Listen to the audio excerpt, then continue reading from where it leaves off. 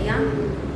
في شخصية الشهيدة بيان سوران نستذكر جميع الرفيقات الفدائيات في حركة تحرير المرأة. وفي شخصية الشهيدة بيان نجدد عهدنا مقابل جميع الرفيقات الفدائيات وجميع الشهداء الحرية.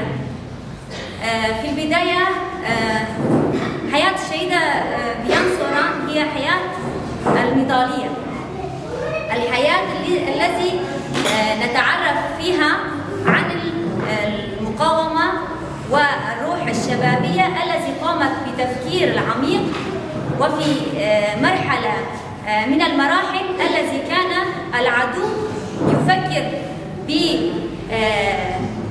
بتعويضنا كشعب، بتعويضنا كحركة، بأن المؤامرة الدولية والقائد أبو أسير في جزيرة إبراهيم. فالشهيدة بيان سوران هي للتعريف عنها هي تتعرف ببيان سوران. الاسم الحقيقي ليلى والي حسين، من جنوب كردستان، من سليمانية مدينة ديانا.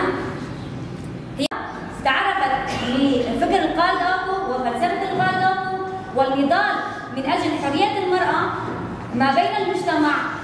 الرفيقة عندما انضمت للحزب تقدمت بشكل الرفاق وتقوم بقيادة الرفاق والرفيقات مع عمل أقوى تنظيميا وأقوى تدريبيا في نيران ما حول القائد أبو.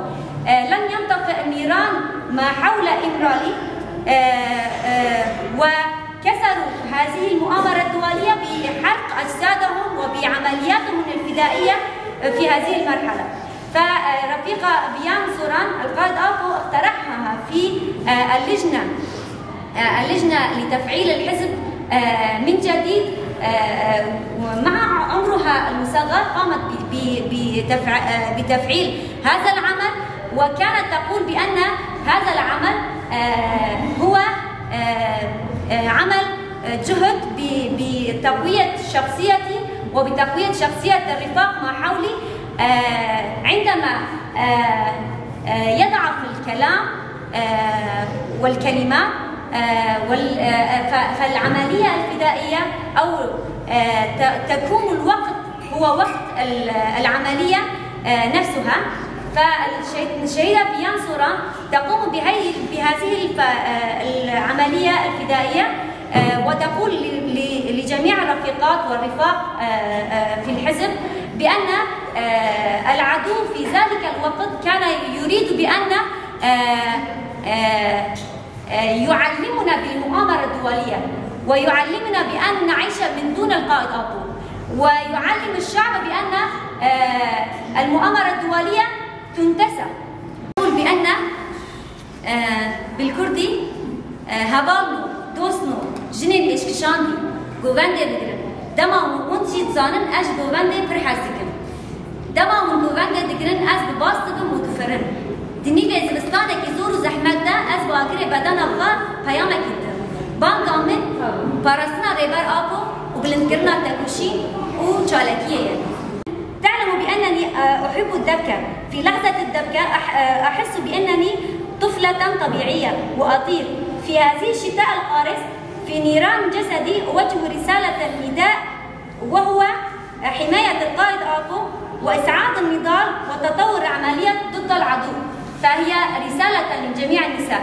في وقتنا الحالي نعلم بأن المرحلة التي نعيش فيها، الهجمات التي تأتي على مجتمعاتنا، على شعوبنا، على تفكيك مجتمعاتنا من بعضها البعض، الخلق الفتنة ما بين الشعوب، الإبادات التي تقوم فيها الدولة التركية في لحظة الحالية، فهي جواب لها رسالة الشهيدة بيان بأن الكلام ليست لها المعنى فالعملية هي جواب للمرحلة الحالية.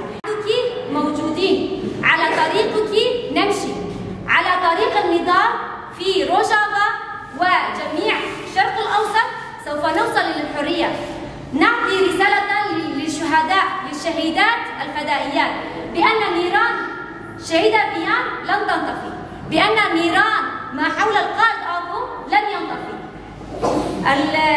الرسالة التي تقوم بإعطائها من قبل شهيدة بيان فهي رسالة جميع النساء بأننا سوف نصل إلى الحرية، سوف نصل إلى المتطلبات والحقوق للمرأة في روجافا وفي سوريا بأكملها.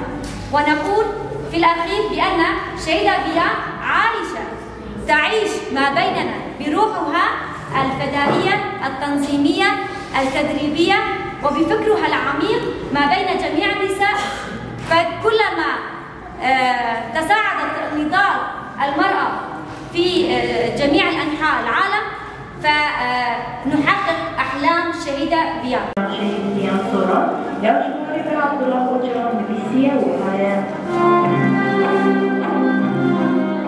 جرما هي شبين تغيير برامورا جرجا كنا ويكيسم ماسكر جياني هيزبكن بزانم كواسكي مود بيجا بجين